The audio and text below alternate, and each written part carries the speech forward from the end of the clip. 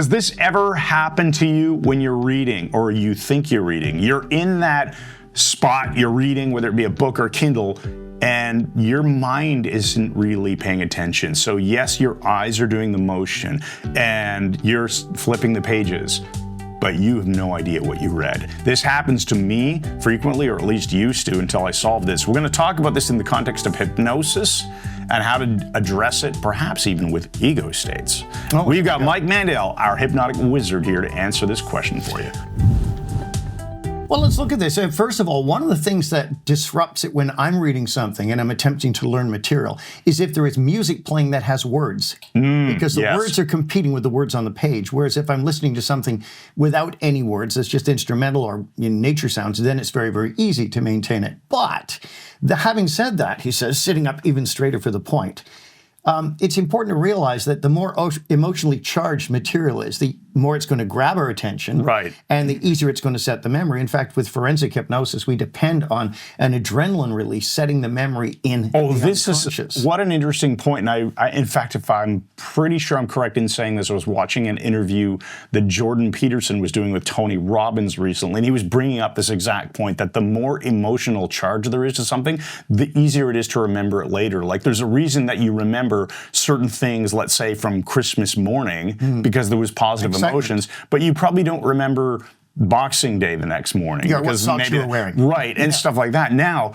also what you said about music and words interfering with reading, your own words in your own mind can interfere with your reading too, right? Definitely. So if you're reading, and this, Brian's question about, let's say, following the words but not consciously having any recall later, that usually happens to me when I'm reading something nonfiction because it's not particularly emotional. More data dense. Yeah, let's say I'm learning about a topic, whatever the topic is. If I'm learning, it could even be learning about hypnosis because I'm reading about the topic. I'm not experiencing it. There's no deep emotional connection. Yeah, why would there be? Yeah. So if on my mind is like, oh, I got this project I'm working on in my office, I want to re-wallpaper it. I'm starting to now think about things that I am emotionally connected with. And that'll wipe out what you're reading. Right. In fact, you will probably notice, Chris, now that we've said it, that your internal voice, your internal monologue begins to meta-comment on what you're reading rather than reading it. Bingo! That's what's happening. And then it might trigger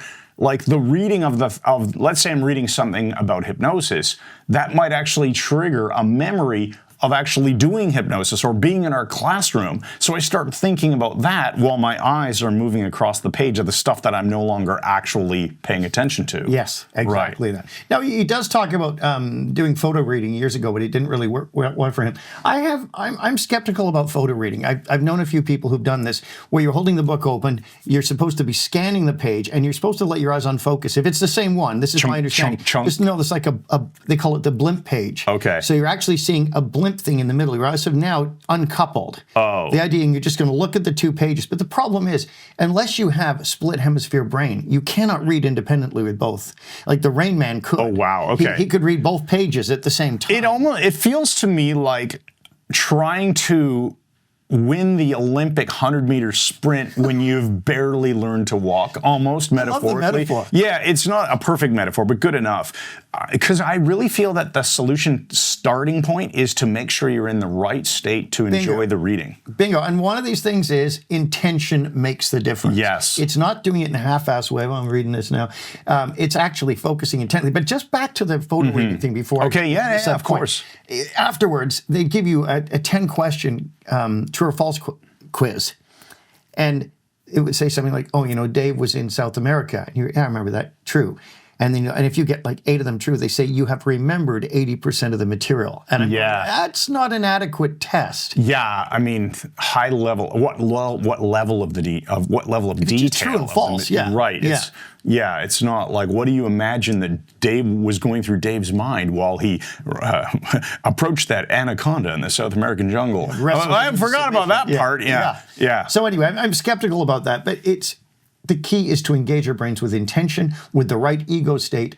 And one of the things you can do is prep as much as possible to always read in the same place. Yeah, I was just thinking, set the environment up. Set the environment up so you're not disturbed, distracted, and accept that it is going in. Even if reading does not mean memorizing. And that's a really important distinction here. Yeah. You can read the material and understand it, but it doesn't mean you've memorized it. And of course, practice makes perfect. I did a speed reading course years ago with Howard David Berg, and it was supposed to get me up to 300 words a minute or something. I was already doing like 750 when I took the test. I'm a slow reader. You're a fast reader. But you got to have a scanning speed as well. Yeah. But the thing is, engage your emotions as much as you can. Get in a powerful state first. And Right. you can do that through changing your breathing.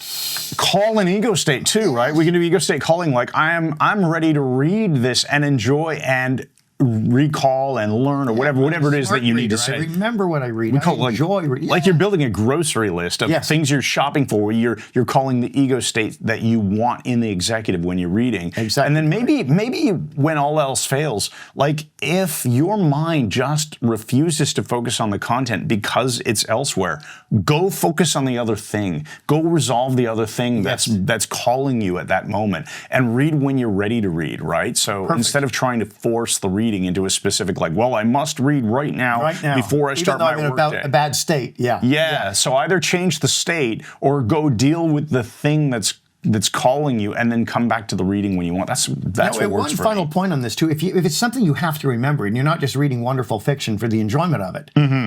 But it's a simple thing to maybe look at some of the mind mapping. You can learn it online. Just Google mind mapping or Tony Buzan, B-U-Z-A-N, from Britain's Mensa group, and he will show you how to very quickly sort of scribe everything you're reading and make very quick notes graphically, and you can review the mind map and remember. That's a useful thing. You know what? And also, in this day and age, after you're done reading something, you can have a conversation with ChatGPT or an AI tool and say, hey, I just finished reading chapter 1 of such and such a book.